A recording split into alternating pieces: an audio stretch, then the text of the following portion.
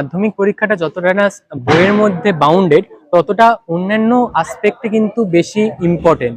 যেমন তোমার handwriting speed কেমন, তোমার উপস্থাপন পদ্ধতি কেমন, তোমার হাতের লেখা কেমন, তোমার টাইম ম্যানেজমেন্ট কেমন, তোমার অ্যাটিটিউড কেমন, তোমার স্ট্রেস ম্যানেজমেন্ট পাওয়ার কেমন, এই সমস্ত কিছু কিন্তু এই মাধ্যমিক পরীক্ষার মধ্যে ইনক্লুডেড।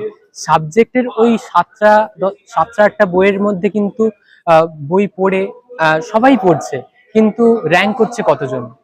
নিশ্চয়ই তারা কিছু আলাদা করছে। তারা হচ্ছে বইয়ের বাইরে এই সমস্ত জিনিসগুলোর দিকে নজর রাখতে হবে, যে আমি ঠিকমতো মানে স্ট্রেসটা যাতে আমি দূরে সরিয়ে রাখতে পারি, যাতে আমি কন্টিনিউয়াস রিভাইজ দিতে পারি, একটানা পড়তে পারি, যেন আমার একটা লক্ষ্য থাকে, একটা হাই, একটা মানে একটা খুব উঁচুতে একটা লক্ষ্য থাকে, যাতে আমি না পৌঁছাতে পারলেও আমার ফেলিয়ারটাও যেন অন্যদের ক্ষেত্রে সাকসেস হয়।